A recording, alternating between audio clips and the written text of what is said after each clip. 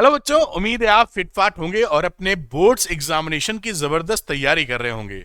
आपको सपोर्ट करने के लिए ये एनसीईआरटी सॉल्यूशंस की सीरीज में लेके आया हूं, जिसमें मैं डिटेल्ड सॉल्यूशंस आपको दे रहा हूं। केवल सवाल ही नहीं करूंगा, मैं आपको पूरा कोशिश करूंगा डायग्राम बना बना के एकदम कॉन्सेप्ट क्लियर कर दूं, जिससे कि आपका कॉन्फिडेंस बढ़ जाए। और एनसीईआरटी के क्वेश्चन तो बच्चे लगाते ही हैं, लगाना चाहिए भी। तो चलिए बात शुरू कर लेते हैं। इस सीरीज में हम लोग पहुंच गए चैप्टर नंबर 2 पर, इलेक्ट्रोस्टैटिक पोटेंशियल एंड कैपेसिटेंस। इसके पहले का चैप्टर देखने के लिए लिंक दिया हुआ है डिस्क्रिप्शन में, वहां कई और लिंक भी दिए हुए हैं, जो आपके वन शॉट का लिंक है, प्योर गोल्ड सीरीज का लिंक है, वहां पर आप देखकर अपनी पढ़ाई को बहुत बढ़िया कर सकते हैं। तो चलिए बात को स्टार्ट कर लेते हैं। तो आज है chapter 2 potential and capacitance, NCERT solutions with detailed explanation. सारे क्वेश्चंस हम लोग करेंगे अकॉर्डिंग टू रिवाइज्ड एनसीईआरटी। अच्छा, कुछ बच्चों का कहना होता है कि सर जो आप पढ़ाएंगे उसका अगर उनको पीडीएफ मिल जाए तो बड़ी अच्छी बात है। तो आपको पीडीएफ मिल जाएगा। अरविंद एकेडमी टेलीग्राम चैनल को ज्वाइन कर लीजिए, लिंक डिस्क्रिप्शन में दिया है। यहां पर मैं इसका पीडीएफ अपलोड कर दूंगा और आप अपनी पढ़ाई आसानी से कर सकते हैं। और कुछ बच्चे मुझसे पढ़ना चाहते हैं, तो अच्छा उससे पहले ये देखिए प्योर गोल्ड सीरीज एक आपके लिए मैंने बनाई है, जहां पर दिख रहा होगा प्योर गोल्ड सीरीज। और ये चैप्टर 2 है, क्योंकि चैप्टर 2 का एनसीईआरटी सॉल्यूशंस है। इस सीरीज की खास बात क्या है कि इसमें आपको सारे कॉन्सेप्ट मिलेंगे, सारे डेरिवेशन मिलेंगे, बहुत सारे न्यूमेरिकल मिलेंगे। और टोटल पार्ट्स इस चैप्टर के केवल 4 ही हैं, कम से कम बनाने की कोशिश की गई है। और टोटल ड्यूरेशन चारों पार्ट मिलाकर जो अप्रोक्सीमेट ड्यूरेशन है वो करीब करीब 6 घंटे की है। यानी अगर 6 घंटे आप लगाते हैं और प्योर गोल्ड सीरीज के 4 पार्ट देखते हैं तो आपको सब आ जाएगा। एक क्वेश्चन इसके बाहर से नहीं आने वाला, पूरा सिलेबस कवर है। जबरदस्त तरह की वीडियो लेक्चर्स हैं, आप देख के टॉपर बन सकते हैं इनको। इसका लिंक मैं डिस्क्रिप्शन में दे रहा हूं, अगर आप इंटरेस्टेड हैं तो प्योर गोल्ड सीरीज आप फॉलो करें और टॉपर बन जाएं। अच्छा, कुछ बच्चों का रहता है कि सर आपसे पढ़ना है तो ये अरविंद एकेडमी ऐप है, इसका भी लिंक मैं डिस्क्रिप्शन में दे रहा हूं। यहां पर शाम को लाइव क्लासेस होती हैं, जहां पर बच्चे अपने डाउट्स पूछ सकते हैं। कि पढ़ाता तो मैं सारा हूं ही, सभी चीजें, सभी डेरिवेशन, न्यूमेरिकल। उसके बाद मान लीजिए डेरिवेशन में कोई कंफ्यूजन हो जाए आपको कि सर ऐसा मेथड है तो इसमें ऐसा क्यों किया गया है, इस न्यूमेरिकल में यही मेथड क्यों लगा रहे हैं, ये लगा दें तो क्या हो जाएगा, इन सब का जवाब मैं बड़ी आसानी से आपको दे देता हूं, जिससे आपका नॉलेज भी बढ़ता है और बहुत बढ़िया कॉन्फिडेंस आता है। तो अगर आप लाइव क्लासेस अटेंड करना चाहते हैं तो आप द्रोना बैच को ज्वाइन कर सकते हैं। ये द्रोना फिजिक्स है, ये द्रोना मैथमेटिक्स है।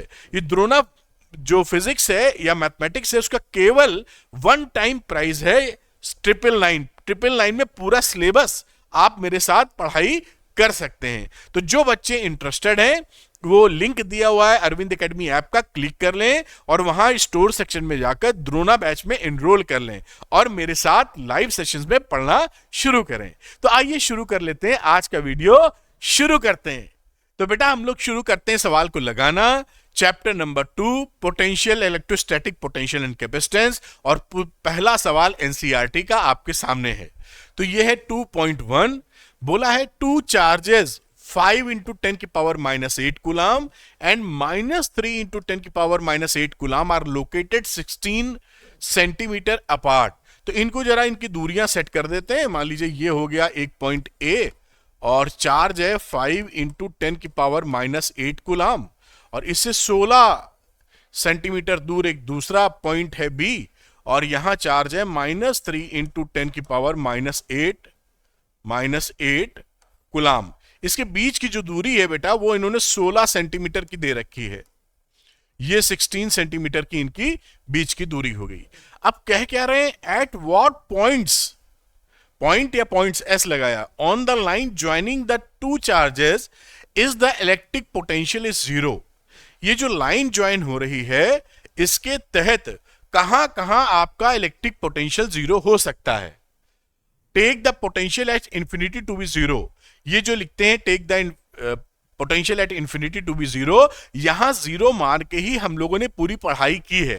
तो ये जो लिखा है ये वही है जो हमने पढ़ा है, तो कोई घबराने की चिंता नहीं है। अब घबराने की बात नहीं है। अब यहां पर हम ये देखने की कोशिश करेंगे कि आखिर कहां कहां यहां पर इलेक्ट्रोस्टैटिक पोटेंशियल जीरो हो सकता है। तो देखिए, आपको समझाने के लिए मैं ऐसे ड्रॉ करता हूं, ये पूरी लाइन एक्सटेंडेड लाइन है, और सपोज करिए मैं पहले एक्स वाली पोजीशन में आता हूं, कैपिटल एक्स वाली पोजीशन पर। तो कैपिटल एक्स वाली पोजीशन पे क्या हमारा पोटेंशियल जीरो मिल सकता है? तो आंसर है एक्स वाली पोजीशन पर पोटेंशियल जीरो नहीं मिल सकता है। क्यों? क्योंकि ये बड़े चार्ज के करीब है और इससे छोटा चार्ज मैग्नीट्यूड में निगेटिव भी जो है वो दूर है। तो बड़े वाले चार्ज का पोटेंशियल या हमेशा इससे ज्यादा रहेगा। क्यों? क्योंकि फॉर्मूला जो आपने पढ़ा है v is equal to 1/4πε0 q upon r। तो अगर ये मान लीजिए Q ये ज्यादा है ऑलरेडी और R आप कम कर देंगे तो V बढ़ जाएगा ना।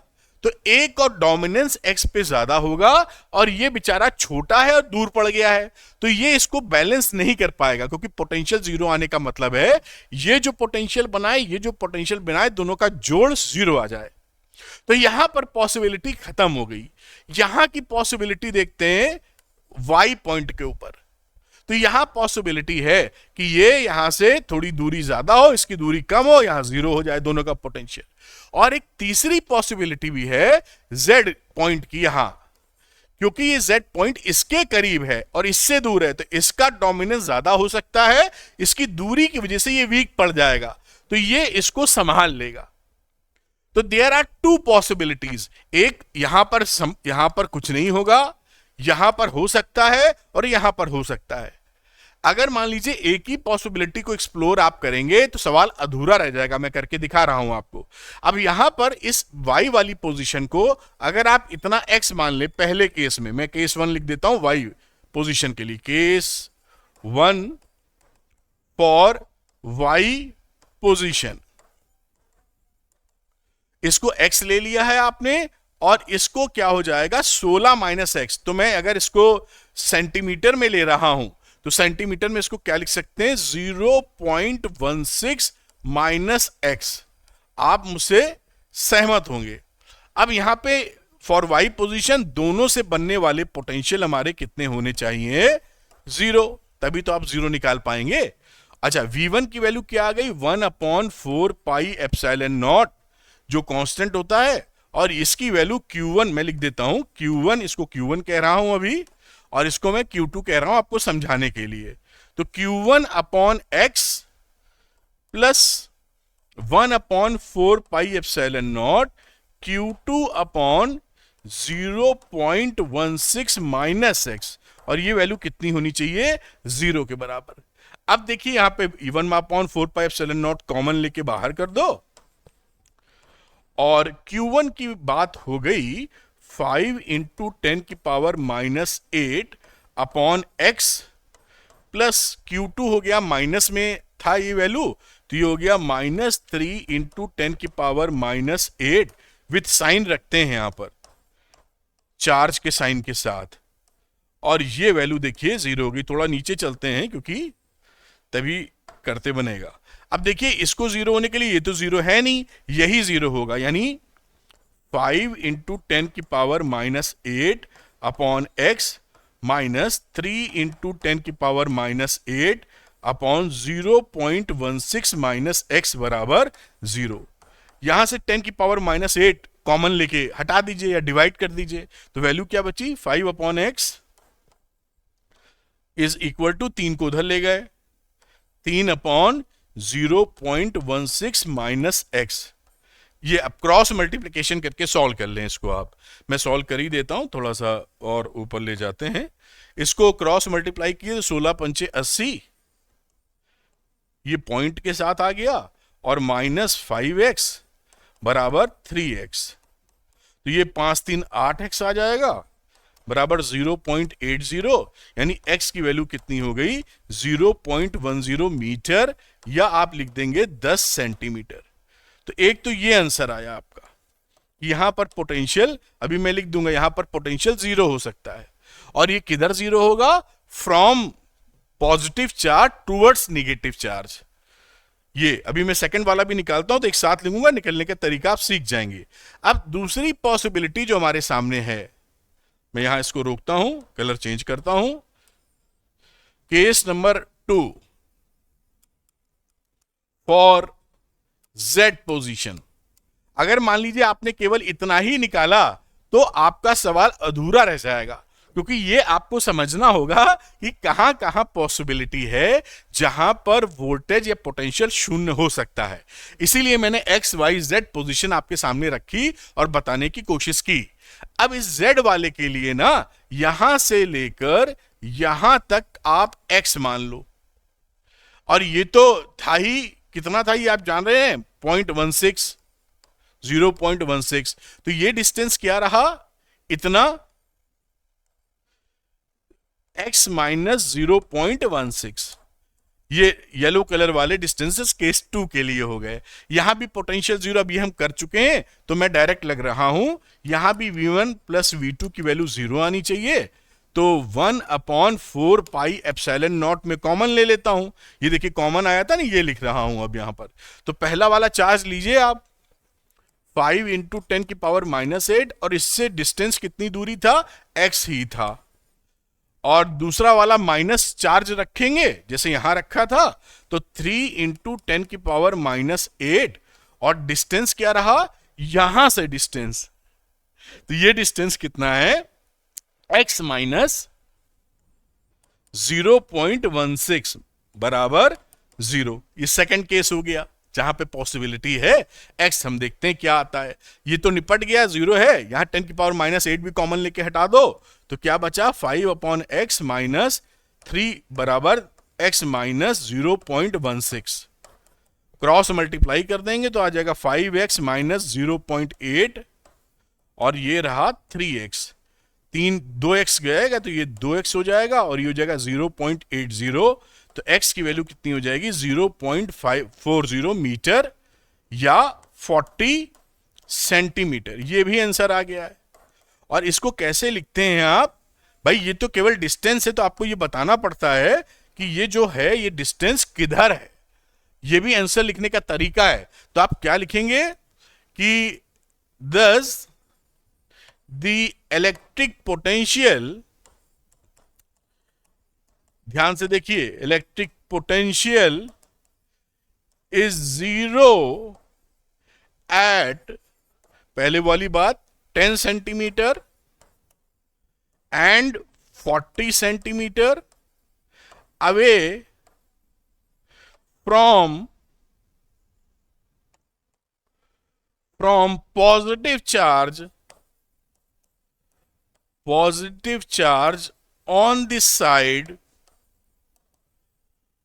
Of the negative charge. ये पूरा आंसर आपका बना, क्योंकि आप केवल डिस्टेंस लिख के अगर छोड़ देंगे तो इधर भी डिस्टेंस हो सकती है और इधर भी डिस्टेंस हो सकती है। तो 10 सेंटीमीटर इधर जाना है कि इधर जाना है, तो मैंने लिखा कि +4 से निगेटिव की तरफ जाना है, यहीं पे जाना था। क्लियर हो गई बात। अब इसको आप लोग, कई बच्चे नोट करना चाहते हैं तो आप नोट कर लीजिए, अगले सवाल को फिर पकड़ेंगे हम लोग।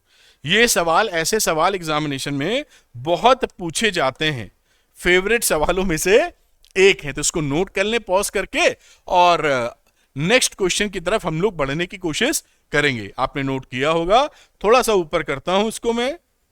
कई बच्चे कहते हैं कि बोर्ड पूरा दिख जाए तो आसानी होती है उनको समझने में। तो ये रहा पूरा इसका सॉल्यूशन, और मैंने पूरी कोशिश की कि आपको अच्छे ढंग से समझ में आ जाए। चलिए, बहुत बढ़िया। क्वेश्चन नंबर 2 को लेते हैं, सेकंड क्वेश्चन को लेते हैं। तो ये रहा आपके सामने question number 2। A regular hexagon आप जानते हैं 6 साइड्स होंगी, ये सब बराबर होंगी। Of side 10 centimetre. तो मैं रेगुलर हेक्सागन बना देता हूं पहले। तो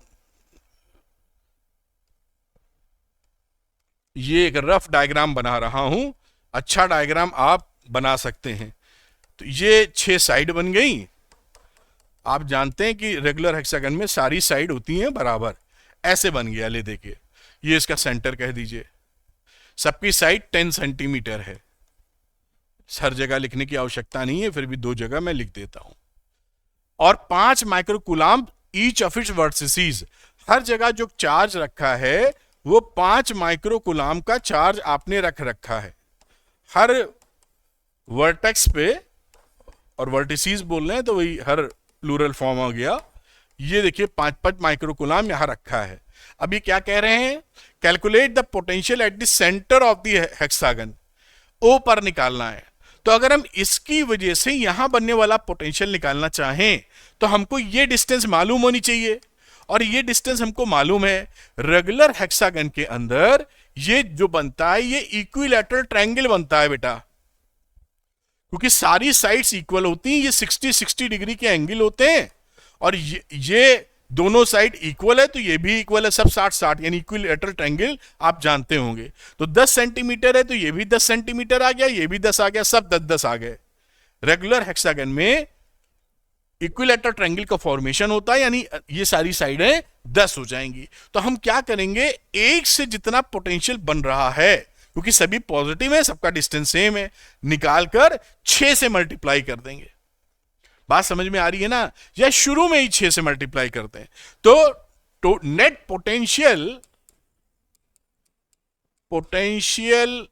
एट सेंटर ओ, उसे आप V क्या लिख सकते हैं, देखिए एक से बनने वाला था 1/4 pi epsilon nought Q upon R, क्योंकि यहां पर 6 खिलाड़ी हैं और 6 का एक जैसा बर्ताव है, चार्ज भी सेम है, डिस्टेंस भी सेम है, तो वो भी पोटेंशियल सेम बनाएंगे। इलेक्ट्रोस्टैटिक पोटेंशियल एक स्केलर क्वांटिटी होती है, तो डायरेक्शन देखने की आपको कोई आवश्यकता नहीं रहती। हाँ, प्लस माइनस जरूर होता है, जो Q की वैल्यू रखते हैं विद साइन रखते हैं इलेक्ट्रोस्टैटिक पोटेंशियल के लिए, तो यहां पर आप वैल्यू रख दीजिए 6, और 1/4 पाई एप्सिलॉन नॉट की वैल्यू आ जाती है 9 इंटू 10 की पावर 9, Q है 5 माइक्रोकूलम, 5 इंटू 10 की पावर -6, और R था 10 सेंटीमीटर, तो 0.10 मीटर में चेंज करके लिख दिया। 2.7 इंटू 10 की पावर 6 वोल्ट आपका आंसर आ जाएगा। 6 से इसलिए मल्टीप्लाई किया क्योंकि 6 चार्ज यहां रखे थे। बस काम खत्म, मैं हटता हूं, इसको नोट कर लें और अगले क्वेश्चन को हम करने का प्रयास करेंगे और बहुत आराम से समझ लेंगे। चलिए, मेरे ख्याल से आपने नोट कर लिया होगा, पॉज करके आगे बातचीत कर लेते हैं अगले क्वेश्चन को, क्वेश्चन नंबर 3। तो 2.3 में 2 charges 2 microcoulomb and -2 microcoulomb are placed at point A and B। ये 2 पॉइंट ले लेते हैं A, और यहां कहीं ले लेते हैं दूसरा पॉइंट B, और यहां पर चार्ज रखा है +2 माइक्रोकूलम, और यहां पर रखा है -2 माइक्रोकूलम। बीच का डिस्टेंस भी है 6 सेंटीमीटर अपार्ट, तो इनके बीच का डिस्टेंस कितना है बेटा, 6 सेंटीमीटर। ये सिचुएशन है। कह रहा है identify N equi potential surface of the system. देखिए, इक्वी पोटेंशियल सरफेस कहां होती है, यहां पर पोटेंशियल सेम मिले, तो ये कितना पोटेंशियल बनाएगा कहीं भी, मैं आपको दिखाता हूं। देखिए, V = 1/4 pi epsilon nought, Q की जगह मैं 2 माइक्रोकूलम लिख रहा हूं। ये रहा R नहीं पता, ये नहीं पता, ये V1 लिख देता हूं। V2 की बात करें तो 1/4 पाई एप्सिलॉन नॉट, माइनस में है 2 इंटू 10 की पावर -6 माइक्रोकूलम अपॉन R। देख रहे हैं, तो अगर ये एक जगह हमको पोटेंशियल चाहिए तो यहां पर मैग्नीट्यूड, ये प्लस है ये माइनस है, इसका यानी एक जगह कहीं प्लस बनेगा तो ये दूसरा माइनस बनाएगा। तो इक्वी पोटेंशियल सरफेस कहां मिलेगी, जहां पर सेम पोटेंशियल हो। तो सेम पोटेंशियल कहां हो सकता है, यानी V1 बराबर एक कहां हो सकता है, जहां पर शून्य हो जाए मामला, जहां पर पोटेंशियल सेम आ जाए, दोनों से बने और कांस्टेंट पोटेंशियल हो जाए। बात समझ में आ रही है क्या हम बताने का प्रयास कर रहे हैं आपको। तो यहां पर अगर आप निकालेंगे ना, मान लीजिए आपने दोनों का पोटेंशियल जोड़ा ये जानने के लिए कि कितना पोटेंशियल चाहिए, तो यहां पर जोड़ने पर आपको क्या दिखाई पड़ेगा, फॉर सेम R ये 0 हो जाएगा, सेम R के लिए, और R1 R2 अलग कर देंगे तो भी रिलेशन यहां से कैसा निकलने वाला है, सेम के लिए, कि R1 बराबर R2 आ जाए। कुछ अंदाजा लग पा रहा है क्या, मैं ये बताने का प्रयास कर रहा हूं कि यहां पर इक्वी इन दोनों की वजह से इक्वी पोटेंशियल सरफेस किधर मिलेगी। तो इक्वी पोटेंशियल सरफेस जो मिलेगी वो इसके मिड पॉइंट पर जो प्लेन बनेगा उस प्लेन से पास होगी। ये पूरी इक्विपोटेंशियल सरफेस है, इक्विपोटेंशियल सरफेस। और ये जा कहां से रही है? मिड पॉइंट ओ से, मिड पॉइंट ओ से। मैं भी लिख भी दूंगा इसका, क्योंकि यहां से जितना पोटेंशियल बनेगा या इधर बनेगा, यहां से बनेगा, वो दोनों मिलके शून्य हो जाएंगे। तो पूरा ये जो प्लेन है, plane passing through the mid point and perpendicular to this line, वो स्थिति क्या बन रही है? वो हमारा इक्विपोटेंशियल सरफेस आएगा। और कहीं लेने जाएंगे तो हर जगह पोटेंशियल बदलता हुआ मिलेगा आपको, सेम पोटेंशियल अचीव नहीं कर पाएंगे। केवल इसी प्लेन में आप सेम पोटेंशियल अचीव कर पाएंगे। ये देखिए यहां पर बना रहा है कुछ पोटेंशियल, ये बना रहा है, दोनों मिलके क्या हो गए? जीरो हो गए। तो हमें वो इक्विपोटेंशियल क्या होता है? वो सरफेस जिस पे पोटेंशियल सेम बना रहे, पोटेंशियल उस सरफेस पे बदले ना। इक्वी मतलब इक्वल, पोटेंशियल मतलब equal potential on the surface. तो ये जो प्लेन आया है, ये क्या लिखेंगे पहले वाले के लिए, आंसर के लिए? The equi potential surface will be a plane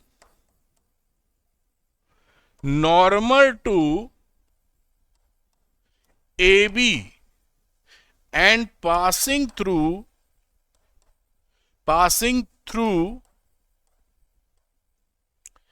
its midpoint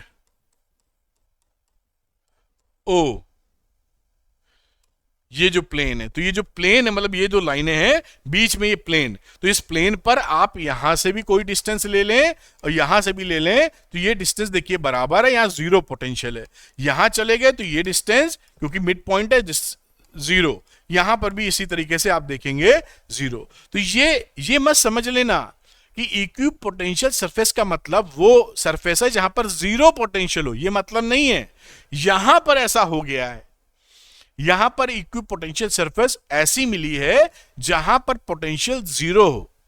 इसका यह मतलब कतई मत निकाल लेना कि इक्विपोटेंशियल सरफेस का सर जो बता रहे हैं, इसका मतलब यह है कि वो पोटेंशियल सरफेस जहां जीरो हो। कहीं पर 10 होगी तो हर जगह 10 हो, कहीं पर 20 होगी तो हर जगह 20 हो। यह कहने का मतलब है इस केस में जो हमें इक्विपोटेंशियल सरफेस मिली है वो 10 मिली है। वरना आप जो भी बदलाव लेंगे वहां पोटेंशियल आपको बदलती हुई मिल जाएगी। तो आप इस बात को समझ पाए होंगे। तो identifying equipotential surface of the system, ये आपको दिख गया, ये आपका प्लेन हो गया कि equipotential surface will be a plane normal to the AB and passing through its mid point. दूसरी बात क्या है? What is the direction of electric field at every point on the surface. हमें पता है और आपको मालूम होना चाहिए कि इक्विपोटेंशियल सरफेस पर इलेक्ट्रिक फील्ड लाइन हमेशा 90 डिग्री का एंगल बनाती है। तो अगर ये प्लेन ऐसा है तो इससे 90 डिग्री का एंगल बनाते हुए इलेक्ट्रिक फील्ड लाइन जाएंगी। तो इलेक्ट्रिक फील्ड लाइन की पॉसिबिलिटी क्या है? यहां पर या तो ऐसे जाएं 90 बना के, या इसके पीछे ऐसे बना के जाएं। लेकिन ये पॉसिबिलिटी इसलिए नहीं है क्योंकि ये प्लस से माइनस की तरफ इलेक्ट्रिक फील्ड लाइंस होती हैं, तो ये खत्म हो गई पॉसिबिलिटी। प्लस से माइनस की तरफ इलेक्ट्रिक फील्ड का डायरेक्शन ऐसा ही होगा। तो आप नंबर 2 जो पॉइंट है यहां पर, उसको क्या लिख सकते हैं? The direction of electric field is normal to the plane। एक तो ये बात, in the direction AB, that is from positive to negative charge। ये पूरी बात आपकी कंप्लीट होती है कि ये किस डायरेक्शन में कैसे जा रहा है। तो इसको भी आप नोट करें, फिर मैं आगे की बात करता हूं, तो इसको आप नोट कर लीजिए। तो बेटा यहां पर मैंने एक इक्विपोटेंशियल सरफेस आपको दिखाई है। ये जो मैं चर्चा कर रहा था, इसी बेसिस पे आप देखेंगे तो इसकी infinite number of equipotential surface मिलेंगी। थोड़ा सा मैं आपको दर्शन करा देता हूं, जैसे आपका ज्ञान वर्धन हो और आप रियल कॉन्सेप्ट पकड़ पाए। देखिए ये +2 माइक्रोकूलाम -2 माइक्रोकूलाम है, तो बेसिकली ये डायपोल बनता हुआ दिख रहा है प्लस और माइनस की वजह से। बीच का डिस्टेंस 6 सेंटीमीटर है, तो हम इलेक्ट्रिक डायपोल ना भी कहें, वहां डिस्टेंस कम होता है तो भी उसी जैसा फॉर्मेशन है। और इलेक्ट्रिक डायपोल के अंदर मैंने एक फिगर बना दी है, ये डॉटेड लाइन दिखाती हैं इक्विपोटेंशियल सरफेसेस। इसका सेंटर वाला जो मामला है जो मैंने बनाया था वो ये लाइन है, ये जो प्लेन है बेसिकली। इसके अलावा ये जो आप दिखाई पड़ रहा है आपको, ये सारी क्या है, these are equipotential surfaces, equipotential surfaces ये सब भी। और ये देखिए सेंटर पे नहीं है इस गोले के, इधर खिसका हुआ है, ये भी इधर खिसका हुआ है। दिस इज नॉट, ये सर्कल के सेंटर पर नहीं है। इन दोनों के बीच में प्लस माइनस की वजह से इक्विपोटेंशियल सरफेसेस काफी पास पास होती हैं। वो ये बताती हैं कि इलेक्ट्रिक फील्ड यहां पर स्ट्रांग है। और इलेक्ट्रिक फील्ड लाइंस आप बनाएंगे तो इलेक्ट्रिक फील्ड लाइन कैसे बनती है, परपेंडिकुलर टू इक्विपोटेंशियल सरफेस, यानी बीच वाली लाइन बना दीजिए तो ऐसे बना देंगे। और भी जो बनाएंगे फिर यहां से अगली बनाएंगे तो ये प्लस से माइनस की तरफ ऐसे जाती हुई दिखेगी। आप समझ पा रहे हैं? तो उस तरीके से इस प्लस को निकालें और माइनस की तरफ इसको भिड़ा दें। आप देखिए इसको कि यहां पर ये पता लगा प्लस से आपने निकाली, सब परपेंडिकुलर ले जाते हुए ऐसे लाइन मिलती ही चली जाएगी। डायग्राम बहुत अच्छा नहीं होगा लेकिन रफ स्केच सा आप बना सकते हैं। ये इससे 90-90 सब बना रही, इस तरह से लाइनें बननी चाहिए। और इसी तरीके से बाकी आप बना सकते हैं, ऐसे ऐसे दिखा सकते हैं जो आगे जाकर मिलेंगी आपको। ये इलेक्ट्रिक फील्ड लाइंस हैं, इसी तरीके से यहां से निकल रही हैं और यहां पे इसी तरीके से बेटा आती हुई दिखेंगी। तो ये इलेक्ट्रिक फील्ड लाइन हो गई। और इक्विपोटेंशियल सरफेस जैसे मैंने बताया कि ये सारी भी इक्विपोटेंशियल सरफेस हैं, इक्विपोटेंशियल सरफेसेस। तो ये मैंने इसलिए बताया कि आप केवल क्वेश्चन ही नहीं करना है, हमें थोड़ा ध्यान भी देना है। तो यहां पर कितनी इक्विपोटेंशियल सरफेसेस इस क्वेश्चन में मिल रही हैं, इनफाइनाइट। ऐसे आप बढ़ते चले जाएंगे, मिलती चली जाएगी, कोई यहां पर रुकावट नहीं है इक्विपोटेंशियल सरफेस की। हाँ, यहां पर जो इक्विपोटेंशियल सरफेस हमने सेंटर से जाने वाला प्लेन बताया है, यहां पर आपका पोटेंशियल 0 है। तो एक सरफेस ये है जो कि इस लाइन से रिप्रेजेंट की गई है, यहां पर परपेंडिकुलर प्लेन वाला। यहां पर इलेक्ट्रिक पोटेंशियल 0 हो जाएगा, तो ये भी एक इक्विपोटेंशियल सरफेस है। यहां इलेक्ट्रिक पोटेंशियल 0 नहीं है, लेकिन जो भी है इसके ऊपर कांस्टेंट है। इक्विपोटेंशियल सरफेस का मतलब पोटेंशियल सरफेस पर 0 होना नहीं है, जो भी हो वो बदले ना, कांस्टेंट रहे। तो मेरे ख्याल से आप पूरी रूपरेखा समझ पाए होंगे कि सवाल किधर जाता है। एनसीईआरटी में जहां तक सॉल्यूशन के तौर पर यही बात लिखी गई है, तो मैं शुरू में यही बात किया, ये समझा इसीलिए रहा था कि वहां कनेक्ट कर पाए। तो ये आप पकड़ पाएंगे, आपको शांति मिल जाएगी कि एनसीईआरटी से आंसर मिल गया। लेकिन एक कदम और आगे बढ़ेंगे तो इसका दर्शन आपको करना चाहिए, जिससे आप समझ पाए। मेरे ख्याल से आप बातें समझ गए होंगे। मैं हटता हूं, अगले सवाल की तरफ बढ़ता हूं। तो ये आप यहां अंडरस्टैंडिंग ले पाए होंगे। चौथे नंबर का सवाल हम लोग कर रहे हैं। आइए फोर्थ नंबर का क्वेश्चन करते हैं। ये है फोर्थ नंबर का क्वेश्चन। तो ए spherical conductor of radius 12 centimetre, ये 12 सेंटीमीटर का स्फेरिकल कंडक्टर हमने ले लिया है। एज ए चार्ज ऑफ 1.6, इसके ऊपर डिस्ट्रीब्यूटेड है चार्ज 1.6 इंटू 10⁻⁻7 कूलाम। सपोज इस तरह से यूनिफॉर्मली डिस्ट्रीब्यूटेड है। What is the electric field inside the sphere, इस स्फीयर के अंदर इलेक्ट्रिक फील्ड कितना है। तो देखिए, जब भी कंडक्टर होता है ना, कंडक्टिंग स्फीयर, चाहे वो हॉलो हो चाहे वो सॉलिड हो, जो भी चार्ज आप देंगे वो उसकी सरफेस पे आ जाता है। बात समझ में आ रही है ना? यहां भी थोड़ा डिटेल समझाऊंगा, समझिएगा। कोई भी आप कंडक्टिंग हॉलो स्फीयर ले लें, हॉलो मतलब खोखला फुटबॉल, हॉलो कंडक्टिंग स्फीयर या ठोस गोला, ऐसे कर देता हूं, सॉलिड कंडक्टिंग स्फीयर, कोई फर्क नहीं है, जो भी चार्ज देंगे इनके सरफेस पे जाता है, समझ पाए, बाहर, अंदर नहीं जाता।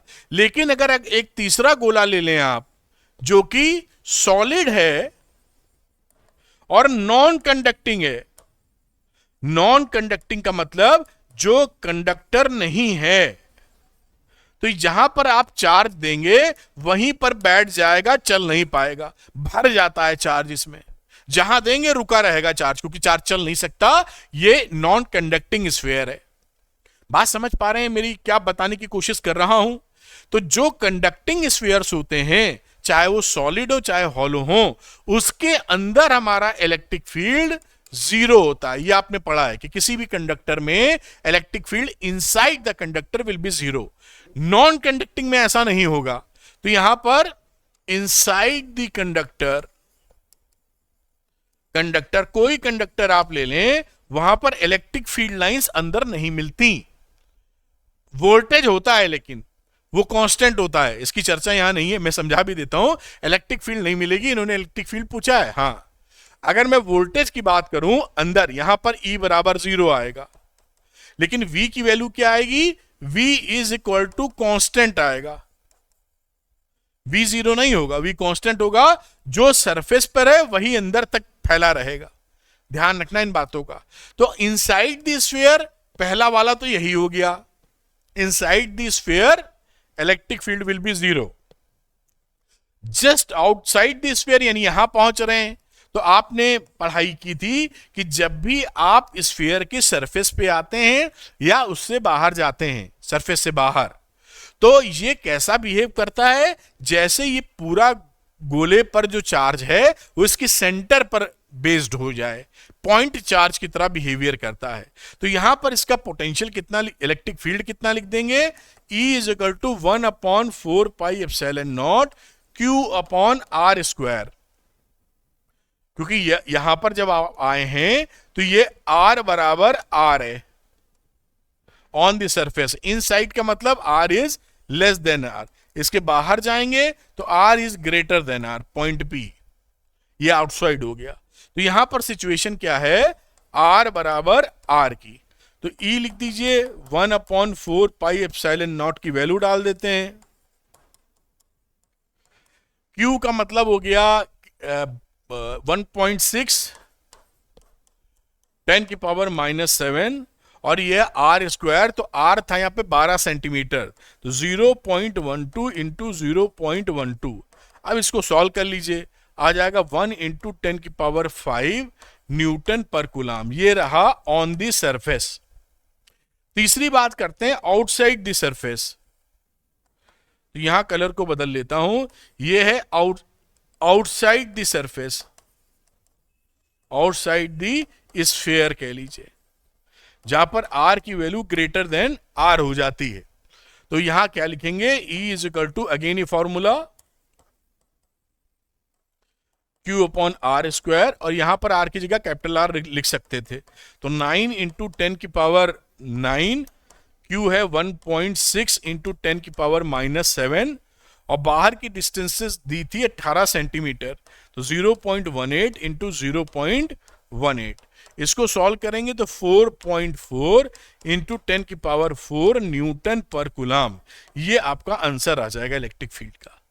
इस तरह से निकाला जाएगा। मैं हटता हूं, शुरू से दिखा देता हूं जिससे आप नोट कर पाए इसको। तो ये देखिए, इसको नोट कीजिए आप, जिससे आपको क्लैरिटी मिले, सवाल ही ना करें, हम सवाल की डेप्थ या जड़ तक जाएं। खैर, इसको आप नोट कर पाए होंगे, ये रहा, आप इसको नोट कर लें। फिर अगला सवाल जो कि 5वां नंबर है उसको करेंगे हम लोग। खैर, आप नोट कर पाए होंगे। नेक्स्ट क्वेश्चन की तरफ आगे बढ़ जाते हैं। इस क्वेश्चन पे आ गए हम लोग। यहां बात करते हैं a parallel plate capacitor with air between the plates has a capacitance of 8 picofarad. तो यहां पर एक पैरेलल प्लेट कैपेसिटर है, इसके बीच में एयर है, तो इसका कैपेसिटेंस होता है, हम फॉर्मूला जानते हैं, epsilon nought A upon D, जो यहां बोल रहा है 8 पिकोफैरेड के बराबर according to question. What will be the capacitance if the distance between the plates is reduced by half? ये अगर यहां पर डी थी तो इसको आधा कर दिया एन में, डी डैश की value D by two, and the space between this field with the substance of dielectric constant 6, और इसके बीच में हमने क्या किया है, एक डायलेक्ट्रिक भरा है जिसकी वैल्यू के बराबर 6 है। हम जानते हैं जो कैपेसिटर विथ डायलेक्ट्रिक होता है उसका फॉर्मूला होता है C dash is equal to K epsilon nought A upon D dash. बढ़िया।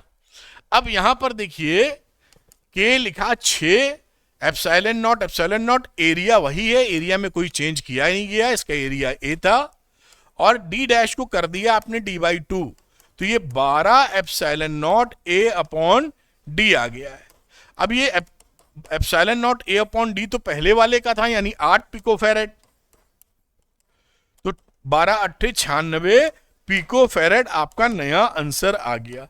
बहुत ही सरल सवाल, और मैंने डायग्राम बना के समझाने की कोशिश भी की है, फटाक से आप इसको निकाल लेंगे। मैं हट जाता हूं, इसको आप नोट कर लीजिए जिससे ये बात और आगे आसानी से बढ़ सके। बहुत बढ़िया। तो क्वेश्चन नंबर 6 की तरफ बढ़ते हैं हम लोग। आइए क्वेश्चन नंबर 6 को देखते हैं। 3 capacitors each of capacitance 9 picofarad are connected in series. ये 9 पिकोफैरेड का, ये देखिए सीरीज में हमने इस तरह से कनेक्शन लगा दिया, 9 पिकोफैरेड के सब हैं। अब क्या कह रहा है, what is the total capacitance of the combination. तो हमें पता है कि यहां सीरीज कॉम्बिनेशन के लिए ए वाला पार्ट है 1 upon C S is equal to 1 upon C1, 1 upon C2 plus 1 upon C3 लगता है। तो 1 upon 9 plus 1 upon 9 plus 1 upon 9, LCM 9, ऊपर आ गया 1 प्लस 1 प्लस 1, तो 1 upon C S is equal to 3 upon 9, यानी 1 अपॉन 3, तो सी एस की value क्या आ गई, 3 पिको फेरेड।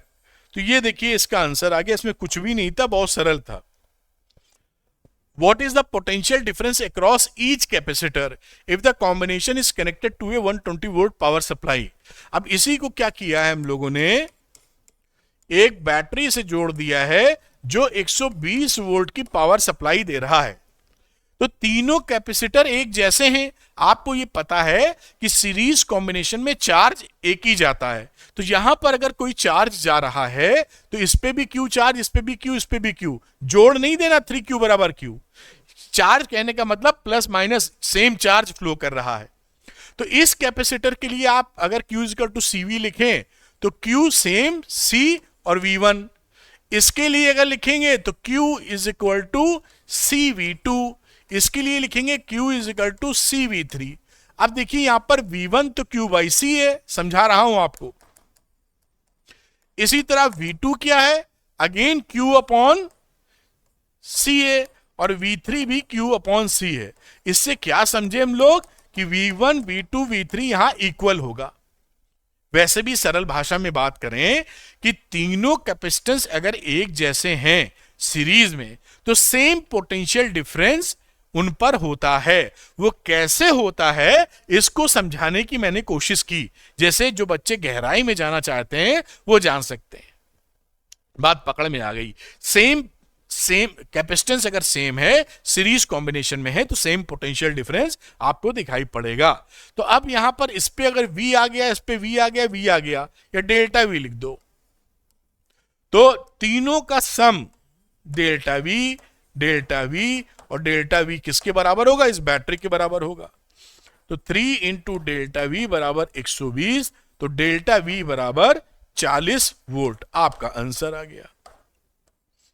इस तरह से आप सवालों को कर सकते हैं। मैंने इसको थोड़ा बताया भी कि कैसे वोल्टेज हर कैपेसिटर पर सेम होगा इन सीरीज कॉम्बिनेशन, अगर तीनों का C सेम है तो। आप समझ पाए होंगे, इसको नोट कर लीजिए। अगला सवाल करते हैं 2.7। नोट कर ले गए होंगे आप। आइए नेक्स्ट क्वेश्चन पे आते हैं जो कि है 2.7 बेटा। तो 2.7 में 3 capacitors of capacitance 2 picofarad, 3 picofarad, 4 picofarad are connected in parallel. इस तरीके से आपने कनेक्शन कर दिया। ये 2 पिकोफैरेड, ये 3 और ये 4 picofarad. What is the total capacitance of the system? तो आप जानते हैं पैरेलल कॉम्बिनेशन में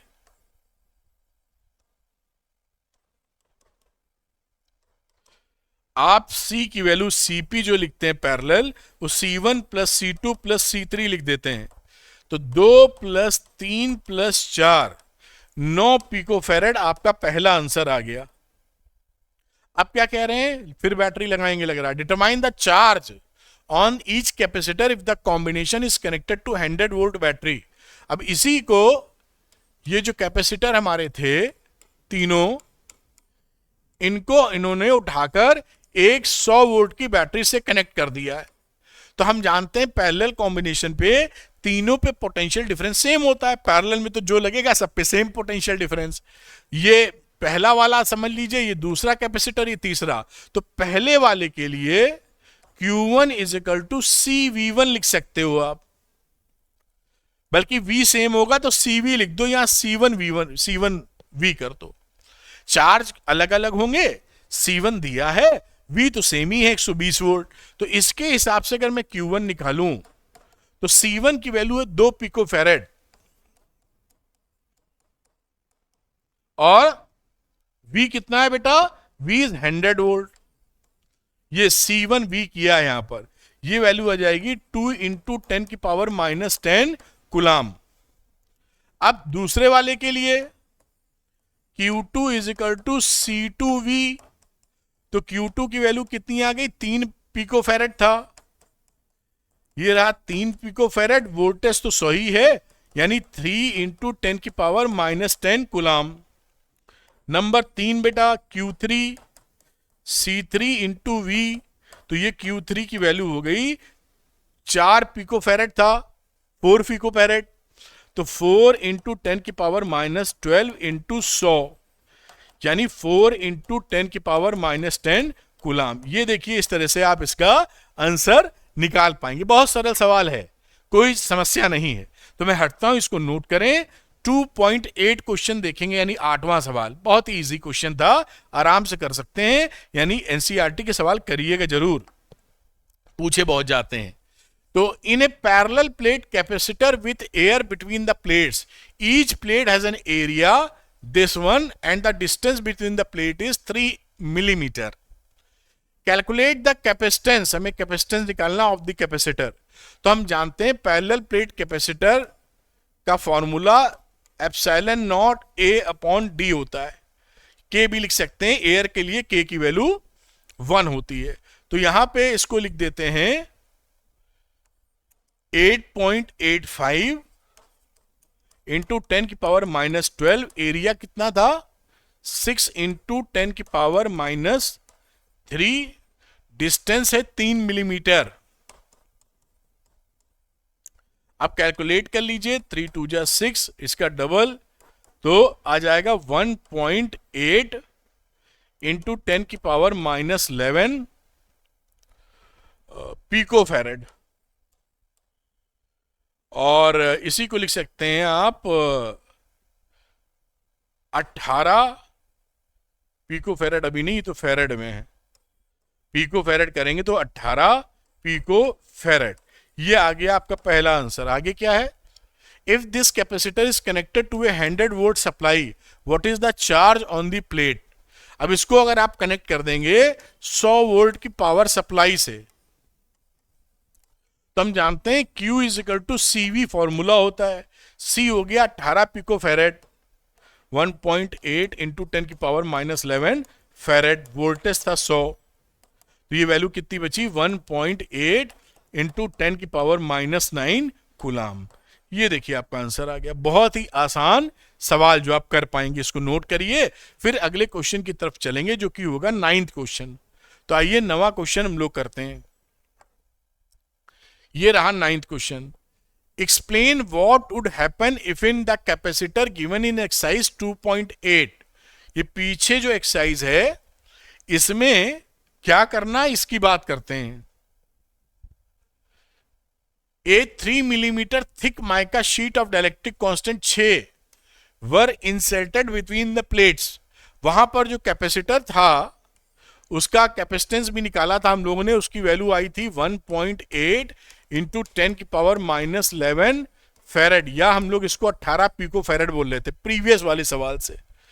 अब इसमें इसके बीच का डिस्टेंस था 3 मिलीमीटर का डिस्टेंस था, और इसमें आपने 3 मिलीमीटर की ही शीट डाल दी है, माइका पूरी भर दी है मतलब, और इसकी वैल्यू के बराबर 6 है।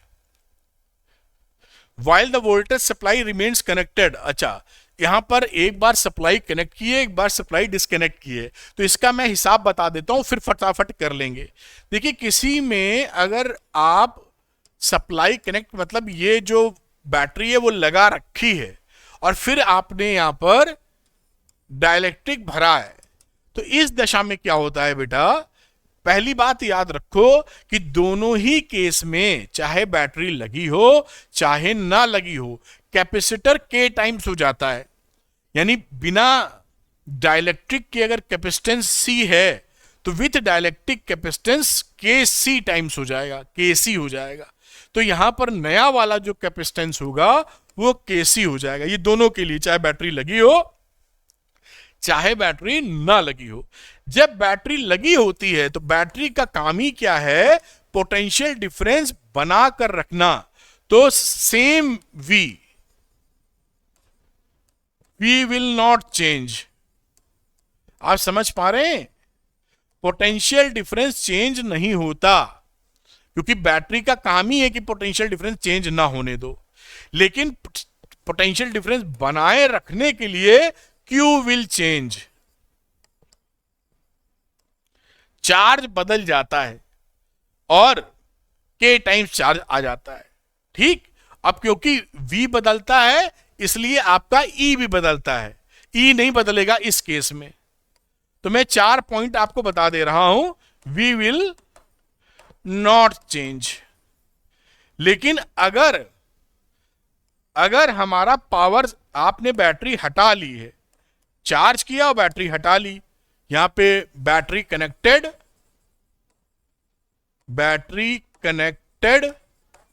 और यहां बैटरी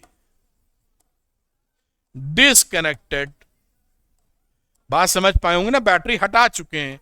तो क्या क्या होगा, देखिए इसका जो कैपेसिटेंस है वो तो साहब बढ़ ही जाएगा, के टाइम्स, उन्होंने बताया था दोनों केस में बढ़ जाता है।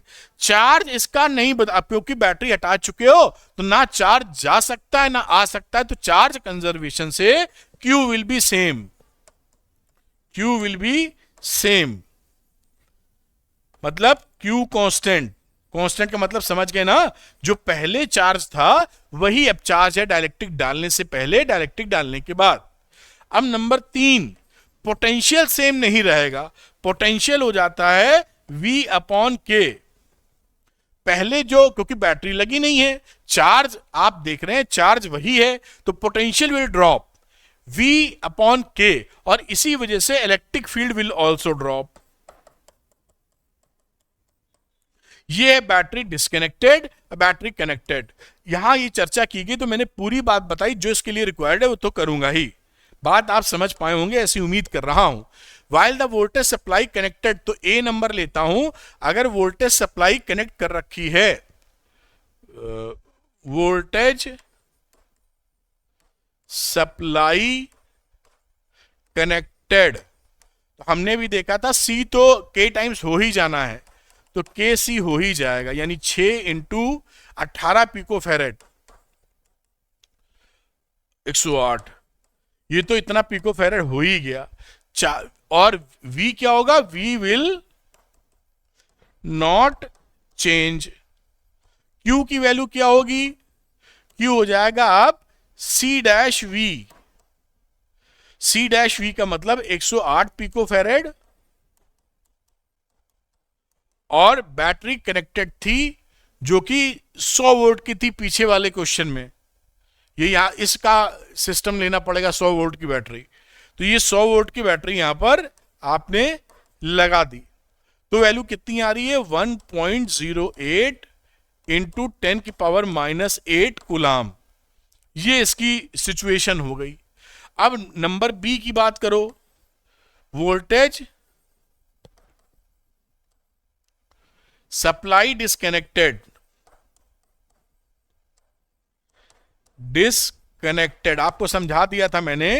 अब जब डिस्कनेक्टेड होगा तो जो नया कैपेसिटेंस है वो तो भाई साहब यही आएगा, यानी C dash is C double dash is equal to K C times, मतलब 6 हो गया के 18 पिको फेरेड, यानी 108 पिको फेरेड। सी में तो सी वही आता है। Q will not change, Q will not change, same जो चार्ज पहले था वही चार्ज हमारा, यहां क्यू बदल के पहले वाला क्यू निकाला नहीं तो मैं क्यू ही लिख देता हूं, Q will not change. V का हालात क्या होंगे, V will change, V nought upon K. V nought पहले कितना था, 100 वोल्ट की बैटरी थी और 6 से आप इसको डिवाइड कर दीजिए, डायलेक्ट्रिक डाले हुए हैं तो 16.6 वोल्ट आपका आ जाएगा। तो ये मैंने पूरी बात आपको समझाई। अगर क्यू निकालना चाहें तो क्यू आप निकाल सकते हैं पीछे की, क्यू इक्वल टू सीवी लगा के, सी पहले वाला और वी हो गया 100, तो आपका क्यू निकल जाएगा। इलेक्ट्रिक फील्ड निकालना चाहे तो इलेक्ट्रिक फील्ड भी सब निकाल सकते हैं। क्या होता है ये पूरी दशा मैंने आपको यहां बताई है, जिससे सवालों में ट्विस्ट भी आए तो आप संभाल पाए। तो मैं इसको ऊपर से दिखा देता हूं जिससे आप बातों को पूरी अच्छी तरह से पकड़ पाए बेटा। तो इसको नोट कर लें आप, फिर नेक्स्ट क्वेश्चन की तरफ बढ़ेंगे जो कि 2.10 यानी 10वां सवाल होगा। ये आप नोट कर पाए होंगे ऐसी मुझे उम्मीद है। चलिए मैं ऊपर दिखाता हूं।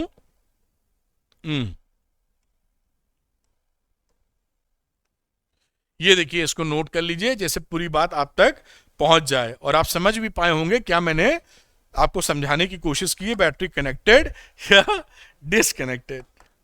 तो अगला सवाल देखते हैं, 10th number. A 12 picofarad capacitor is connected to a 50 volt power supply या बैटरी।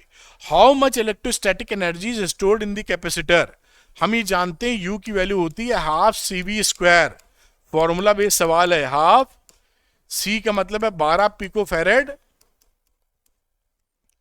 और वी है 50 वोल्ट की बैटरी। इसको सॉल्व करोगे 1.5 इंटू 10 की पावर -8 जूल आपका आंसर आ जाएगा। This is your answer. सवाल खत्म हो गया, इतना ही था। मैं हटता हूं, आप इसको नोट कर लीजिए और अगला सवाल करते हैं हम लोग। तो नेक्स्ट क्वेश्चन कर रहे हैं जो कि ये इस एक्सरसाइज का अंतिम सवाल है और ये रहा 2.11 यानी 11वां नंबर सवाल। कह रहा है 600 picofarad capacitor is charge by a 200 volt power supply. It is then disconnected from the supply and is connected to another uncharged capacitor 600 picofarad. How much electrostatic energy lost in this process? कितनी electrostatic energy loss होगी। देखिए हुआ क्या था, पहले इसको cell लगा के चार्ज कर लिया आपने, ये हो गया चार्ज। अब इसको एक अनचार्ज कैपेसिटर के साथ लगा मारा।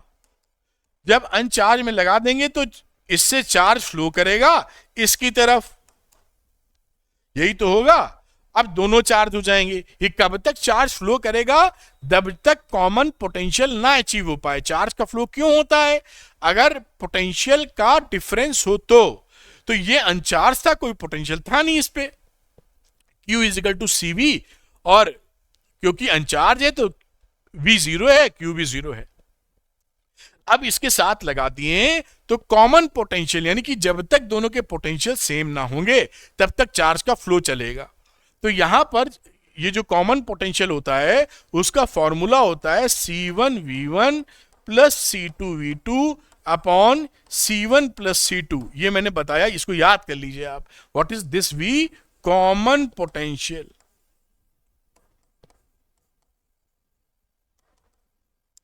तो कॉमन पोटेंशियल V निकालने के लिए इस फॉर्मूले का आप इस्तेमाल करेंगे और इस फॉर्मूले को मैं यहां रखता हूं।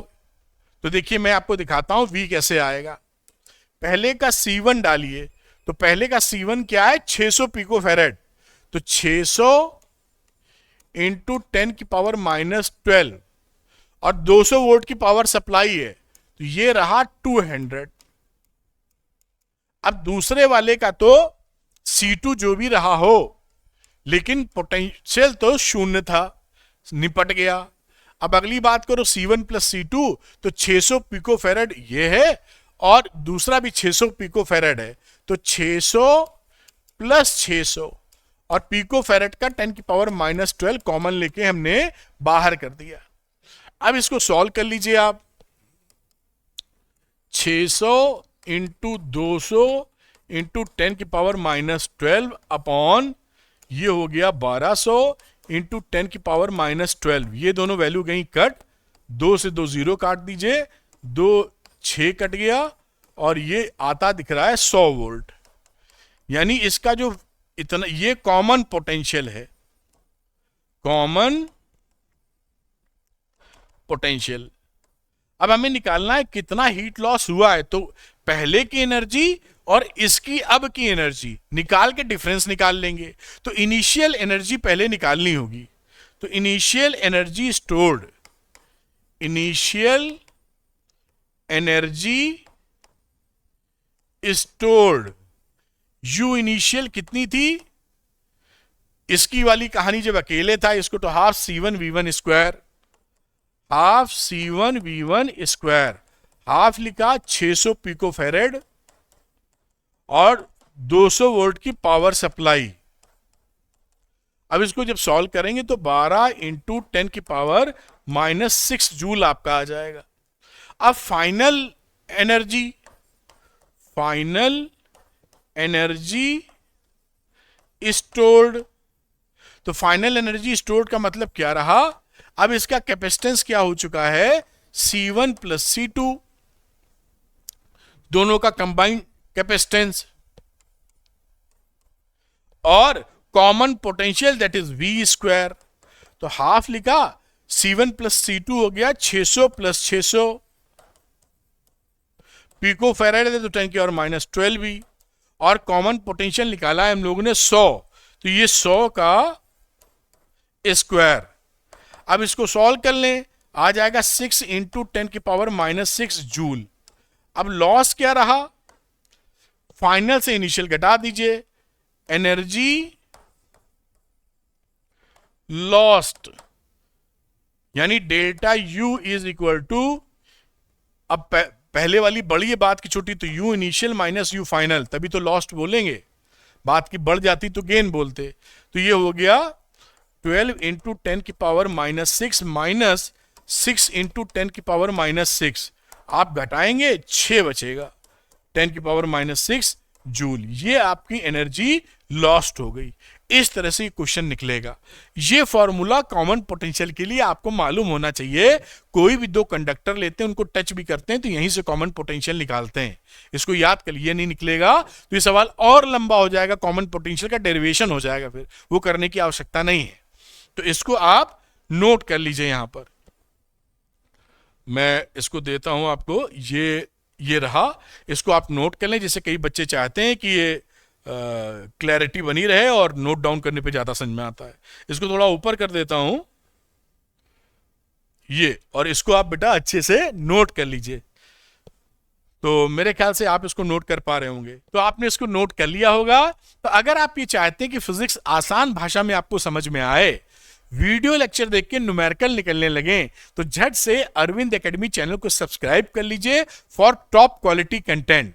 ये वीडियो अगर पसंद आया है तो लाइक और शेयर कीजिएगा। वीडियो पसंद आया होगा तो आप अरविंद एकेडमी चैनल को सब्सक्राइब करेंगे ही। इसका पीडीएफ लेने के लिए अरविंद एकेडमी टेलीग्राम चैनल को आप ज्वाइन कर सकते हैं, उसका लिंक डिस्क्रिप्शन में दिया है। Thank you very much, wish you all the best.